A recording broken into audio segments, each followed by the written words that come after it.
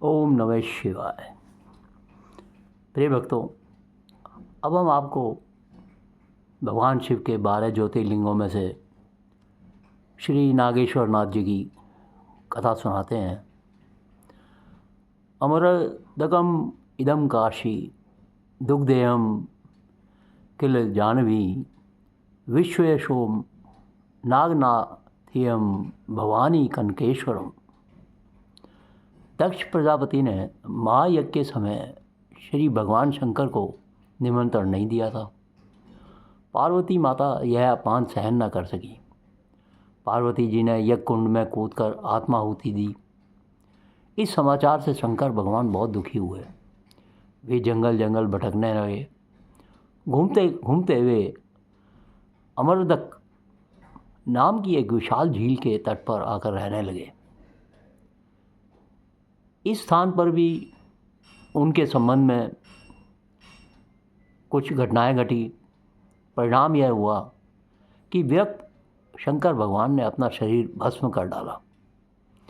कुछ समय बाद वनवासी पांडवों ने उस अमरदक झील के परिसर में अपना आश्रम बनाया। उनकी गाय पीने के लिए उस झील पर आती थी। पानी पीने के बाद गाय अपने स्तन से दुग्ध धाराएं बहाकर झील में अर्पित कर दिया करती थी। एक दिन भीम ने यह चमत्कार देखा। उसने धर्मराज को यह बात बताई।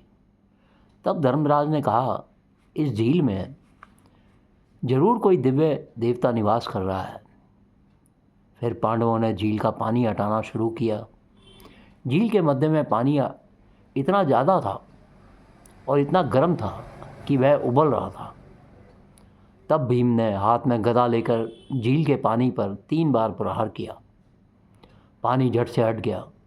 उसी समय भीतर से पानी के बदले खून की धाराएं निकलने लगी। भगवान शंकर जी का दिव्य ज्योतिर्लिंग झील की तलहटी पर दिखाई दिया। पश्चिमी समुद्र तट पर 16 योजन विस्तार वाले एक वन में दारुक और दारुका रहते थे। दारुक के उत्पातों से संयत ऋषि तथा अन्य लोग मुनि की शरण में गए, जिन्होंने दैत्यों को नष्ट हो जाने का श्राप दिया। देवताओं ने उन पर आक्रमण किया तो राक्षस चिंतित हो गए। पार्वती द्वारा प्राप्त शक्ति बल पर दारुका उस वन को आकाश मार्ग से उड़ाकर समुद्र के बीच ले आई। और जब सारे राक्षस निश्चिंत होकर वहाँ रहने लगे, वे नौका द्वारा समुद्र में जाकर ऋषि मुनियों को पकड़कर बंदी बनाने लगे। एक बार जिन लोगों को दुष्टों ने बंदी बनाया, उनमें एक शिव भक्त सुप्रिय नामक वैश्य था। वह बिना शिव पूजन किए अन्न जल ग्रहण नहीं करता था। उसने जेल में भी भगवान शिव की आराधना, पूजन, कीर्तन आरंभ कर दिया। जेल के रक्षकों ने जब अपने स्वामी को सूचना दी तो उसने अपने सेवक को उसकी हत्या का आदेश दे दिया। इस पर सुप्रिय भगवान शंकर की प्रार्थना करने लगा। भगवान शंकर ने प्रकट होकर क्षण मात्र में ही कुटुंबियों समेत सहित सभी राक्षसों को मार डाला तथा उस वन को चारों वर्णों के लोगों के विश्वास के लिए खोल दिया। इधर दारुका को पार्वती ने वर दे रखा था। इसके फलस्वरूप देवी ने उस युग के अंत में राक्षसी सृष्टि होने और द्वारिका के शामिल बनाने की बात की, जिसे शिव ने स्वीकार कर लिया। फिर वहाँ शिव जी और पार्वती स्थिर हो गए और उनके ज्योतिर्लिंग का नाम नागेश्वर पड़ा तथा पार्वती नागेश्वरी कहलाई। नागेश मंदिर का शिल्प सौंदर्य अनोखा है।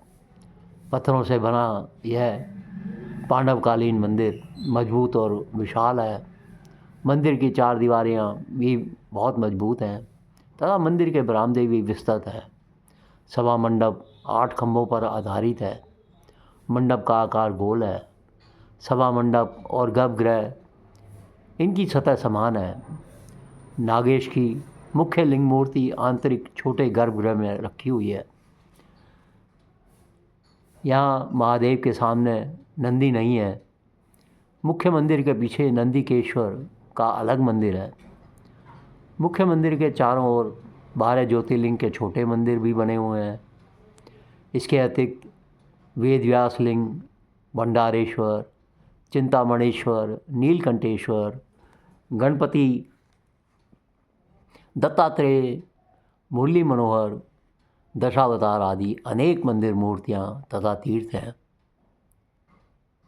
इस तीर्थ स्थान में 108 शिवालय और 68 तीर्थ हैं। नागनाथ मंदिर का बांधकाम अति सुंदर है। उसके अंतर्भाग में और एक रणमोचन तीर्थ है। दोनों तीर्थ का सास बहू का तीर्थ यह नाम पड़ गया है। इस नागनाथ तीर्थ में हर 12 वर्षों के बाद कपिलाष्टमी के समय काशी गंगा का पदार्पण होता है। इस वक्त तीर्थ कुंड का पानी बिल्कुल निर्मल दिखाई देता है और समय पर यह वैशाल युक्त होता है। नागनाथ मंदिर के आसपास अनेक देवताओं की मूर्तियां हैं। इसके अलावा प्राणी, सैनिक और कथाओं पर आधारित कई मूर्तियां हैं। शिलाखंडों में बनी इन मूर्तियों को देखने से मन बहुत ही आनंद से भर जाता है। एक व्रत कोने में रूठी हुई पार्वती को शिवजी मना रहे हैं। इस दृश्य पर बनी मूर्ति को देखकर लोग आश्चर्यचकित हो जाते हैं। यह मूर्ति भावशिल की एक बेजोड़ कलाकृति है। आनंदी महाराज, तुपकरी आदि का समाधि स्थान, विसोवा खेचर और नामदेव जी का स्मृति स्थान यहाँ पर है। गुरु शिष्य की कथा कुछ इस तरह से है। औड़िया नागनाथ क्षेत्र में संत गोरा कुमार के घर पर एक बार संत मंडली जमा हुई थी। उस वक्त संत गोरा कुमार ने सहज भाव से सभी संतों के सिर पर हाथ थपथपाया, जैसे मटके की परख की जाती है। अंत में कुमार ने कहा, सभी संतों का मटका पक्का है, केवल नामदेव जी अभी कच्चे हैं। यह सुनकर नामदेव जी को बड़ा क्रोध आया। वे पंढरपुर गए। शिकायत करते हुए उन्होंने भगवान विठोबा को गोरा कुमार की बात बताई। इस पर विठोबा ने कहा, तुमने अभी तक किसी को गुरु नहीं माना, इसलिए अभी तक तुम्हारा ज्ञान कच्चा है। नामदेव जी अपनी भूल पर पछताए। वे भटकते हुए औड़िया नागनाथ मंदिर में पहुँचे। उन्होंने मंदिर में ऐसा दृश्य देखा कि अचंभे में पड़ गए। विसोवा खेचर नाम का एक बूढ़ा शिव भक्त नागेश जी की लिंग मूर्ति पर अपने पैर रखकर करा रहा था। नामदेव जी से यह देखा नहीं गया। उन्होंने इस बूढ़े से कहा, आप यह क्या गजब कर रहे हो? लिंग मूर्ति पर पैर रखकर सो रहे हो, यहाँ से पैरों को हटा दीजिए। इस पर विसोबा जी ने कहा, मैं बूढ़ा हूँ, मुझसे पैरों को हटाने की ताकत नहीं है, आप यह काम कर दीजिए, आपकी बड़ी कृपा होगी। नामदेव जी ने उस वृद्ध आदमी के पैर लिंग मूर्ति से हटाकर दूसरी जगह रखे तो वहीं दूसरी लिंग मूर्ति दिखाई दी जिस पर वृद्ध के पैर थे। इस तरह कई बार पैर हटाए गए, लेकिन पैर जमीन पर नहीं बल्कि लिंग मूर्ति पर ही दिखाई देते थे। आखिर नामदेव जी ने उस वृद्ध को अपना गुरु मानकर कुछ उपदेश देने को कहा। गुरुदेव विसोबा नामदेव जी को उपदेश दिया, भगवान का अस्तित्व कण कण में है, ऐसी कोई जगह नहीं जहाँ भगवान नहीं। इस प्रकार विसोबा के रूप में नामदेव जी को गुरु कृपा प्राप्त हुई। एक बार संत नामदेव ने औड़िया नागनाथ के मंदिर में भजन कीर्तन करना चाहा। वे मंदिर में भजन कीर्तन करने लगे। उसी समय ब्राह्मण वृद्ध रुद्रमंद का पाठ कर रहे थे। नामदेव जी के भजन कीर्तन के कारण ब्राह्मणों की पूजा पाठ में बाधा आ रही थी। उन्होंने नामदेव जी को मंदिर के पीछे जाकर भजन कीर्तन करने के लिए कहा। नामदेव जी ने मंदिर के पीछे जाकर भजन कीर्तन शुरू कर दिया। इतने में एक चमत्कार हुआ, मंदिर ही पीछे घूम गया। भगवान शंकर जी नामदेव का कीर्तन सुनने के लिए खुद पीछे मुड़ गए। ब्राह्मण मंडली को बड़ा पछतावा हुआ। उन्होंने नामदेव जी के पास जाकर अपनी भूल पर क्षमा मांगी और नामदेव जी से भगवान का कीर्तन करने की प्रार्थना की। एक समय औरंगजेब ने इस मंदिर को तोड़ना चाहा। तब मंदिर से हजारों भ्रमर बाहर आकर औरंगजेब और उसके सैनिकों पर टूट पड़े। इस प्रकार मंदिर तोड़ने का काम बीच में ही अधूरा छोड़कर औरंगजेब वहाँ से चला गया। भक्तजनों ने बाद में टूटे हुए मंदिर को फिर से ठीक किया। कभी कभी नागनाथ जी की लिंग मूर्ति पर फन फैलाए हुए नाग देवता दिखाई देते हैं। वे कटोरी में रखा दूध कब पीते हैं, इसका कभी किसी को पता नहीं चलता है। प्रिय भक्तों, जो भी भक्त भगवान शिव के 12 ज्योतिर्लिंगों के नाम लेगा, उनका स्मरण करेगा और शिव भक्ति में रमा रहेगा, उसका भगवान शिव अवश्य ही कल्याण करेंगे।